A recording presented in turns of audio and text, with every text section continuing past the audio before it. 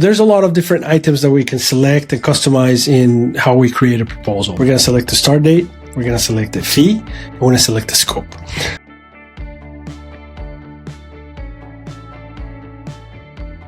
Let's go ahead and create a new project to see how it all comes together. Let's head over to our deals table. And to create a new project, we're going to go to the form over here. We're going to add a new project here. So let's say Praxis Residence. We're going to add a 4-digit number, a 3-letter code. We're going to select the year.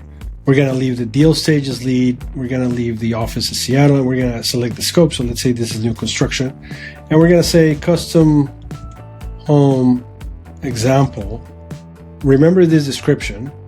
Then we're going to say the address, Avenue North, and then we're going to select the city. And we're going to select the client. So if we have a client in the system already, we can select them here. Or if we don't, we can add them later. And the client team is, for example, husband and wife. So you have a primary contact, and then the other party would be part of the client team. So we're going to create. And now we're going to see that deal appear over here, and it's a lead. So now we're going to create a proposal for this. So let's go to proposals, which is the next page. And we're going to add this deal to our proposals table. So we're going to select this, and we're going to say Praxis Residence. We're going to create it. So this table shows us our active proposals, and you'll see this one has a design fee and a finish date and a duration, but our new proposal does not show a design fee or a finish date or duration because we haven't created the proposal yet. We just added it to the system. So to create the proposal, we're going to go inside this deal.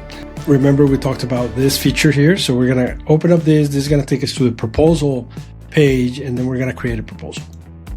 So there's a lot of different items that we can select and customize in how we create a proposal. For now, we're just going to keep it simple. We're going to select the start date. We're going to select the fee. And we're going to select the scope. So for the start date, we're going to go here to design start. And we're going to select here, maybe next month, October 6th is the start date. And then we're going to select a fee, 100,000 to keep it simple. Now, please remember everything in this table, as you're seeing it right now, is for demonstration purposes only. So fees for projects vary widely depending on your office, depending on where you are in the world, depending on the project types that you work on. So this is just for demonstration purposes. So proposal fee, 100,000. And then we're going to select the scope. So we're going to go ahead and click here to open a window to select the scope. Now we're inside the scope, and the way this works, we're going to select a template from our project templates that we want to use, and that template has a certain amount of milestones, and then we can choose which milestones we want to include in this project. For example, in this case, single family residence is selected by default, but we can go to multifamily project, and this has 6 milestones, or we could choose large multifamily project, and this one has 7 milestones. In this case, let's just go back to our single family residence. We could choose however many milestones we want to choose from here. In this case, let's just do a full service project and select all the milestones that we have. So our project templates live here in project templates. And the goal here is that you create this template as detailed as possible so that when you create the project, it's just a very quick process. We'll see how this works. Now, in this window, we have the ability also to choose the staff and the consultants that we want to include in this proposal. There are some that are already pre-selected, and those are easy to replace later. So I'm just going to leave this as it is. What is more important here is that you select the right project type and then the right scope. So once this is selected, we're going to go back here. And now we have a start date over here, and we have a proposal fee. And now we also have a scope. We have selected 11 milestones. We have 4 people in our project staff, and we have a project team of 12. And then once this is ready, our status is ready to create. So now we can select create project. We're going to click on this. And now this is going to start creating records in the background based on the information that we have in our project template. I'm going to let this run for a little while. So now we see here that we have 7 remaining. So the project is finished creating. As this finishes, now the timeline is going to be reconciled with the invoices and the deliverables. You're going to see it happening here.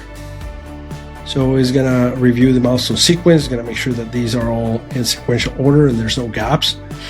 And once it reviews this and checks it, it's going to start coordinating invoices with our deliverables. This all happens in the background. While this is happening, I'm going to show you the scope of work and what we created. So the project is ready.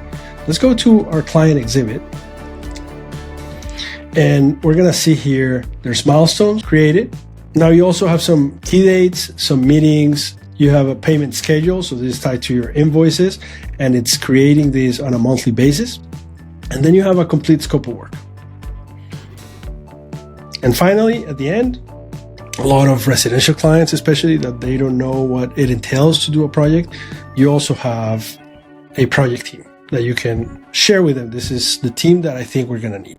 Right now, the project is in the system, but for now, let me show you something very interesting. Once you have the client exhibit and you prepare an agreement in our agreements table, you can print those two in a PDF and send it to your client. And this is what they look like.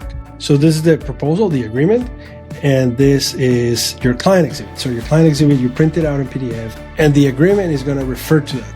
So you're going to see that this agreement refers to the client exhibit for everything. So the introduction, the detailed project description, scope of work, milestones, timeline, deliverables, and fee structure are provided in the attached client exhibit.